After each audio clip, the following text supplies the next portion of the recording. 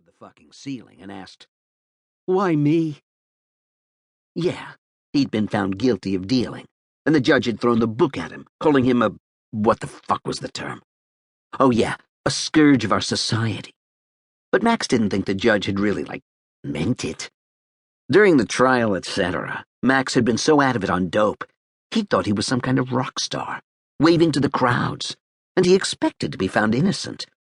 Yeah, they were some seriously good drugs. Finally, out of the haze of the drugs, the booze gone from his system, Max realized he was actually going to the freaking slammer. He screamed at his lawyer, "Get me out of this! I don't care what it costs!" His lawyer had actually smiled. The bollocks smiled. Yeah, bollocks. Max's speech was littered with Irishisms from all the mad deranged mix he'd encountered the past couple of years. The lawyer had said, "Maxie, you're broke. You've got zilch, nada." Max got the picture, but Maxie? What the fuck was with that? Dios mío. See, he still had his flair for languages. He even spoke Spic after his time dealing dope to a crew of Colombanos. His lawyer had said to him, "Keep your head down." He'd be keeping his head down all right. On Rufus, it seemed. He'd heard they ran a train through New Fish, and this was not a train you wanted to board, as it involved lots of guys and your ass. The reality of the situation had sunk in when the verdict came down, but, as he so often did, he'd managed to look at the bright side. Hey, what could you say? He was a positive thinker, an optimistic dude. Maybe this was a reflection of his spiritual training. Yeah, he was a Buddhist, knew how to get into himself, and knew how to not let the negativity of the physical world affect him.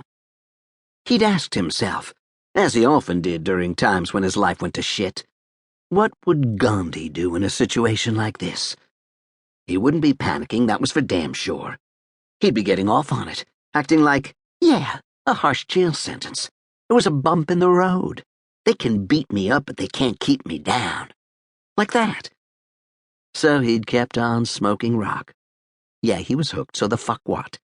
Right up until the day he was due to report to prison, thinking, how bad could it be at Attica anyway? Hell, Pacino'd wanted to go there, right? The MAX, that was his dealing name, was a big-time criminal, and every famous crime guy had to take a few falls. Look at Dillinger, look at Sutton, look at Capone. It was just part of what you signed up for when you wanted to be the kingpin, the big boss. As a successful businessman, Max knew that you always had to stay one step ahead of the competition. So, to bone up for jail, Max had stocked up on books and DVDs. He'd been given a surveillance bracelet and couldn't leave his apartment, so what the fuck else was he gonna do? He hadn't read anything other than the Wall Street Journal since he was in goddamn high school. And let's face it, he didn't read the journal. He just liked to hold it up and stare at it intensely for show, to make people think he was one serious dude who knew his shit. But now he'd started reading for real. The first book, Animal Factory.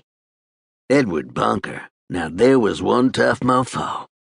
Then he checked out Genet's prison journals till he shouted, "Hold the goddamn phones! This guy is like a pillow biter?" The fuck with that? But Stone City by Mitchell Smith, yeah, he liked the hero in that. Felt he might take that road himself. Same deal with Green River Rising, Tim Willocks.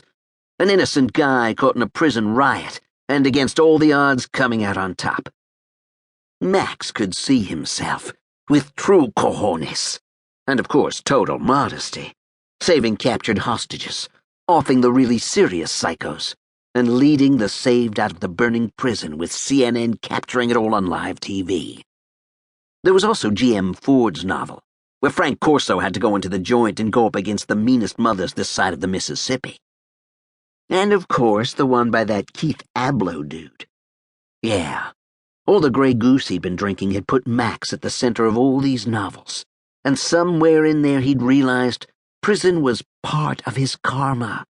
Just one more step in the whole, okay, let's not be shy, messianic road of Max Fisher. He'd watched Ed Norton in The 25th Hour, and man, he'd...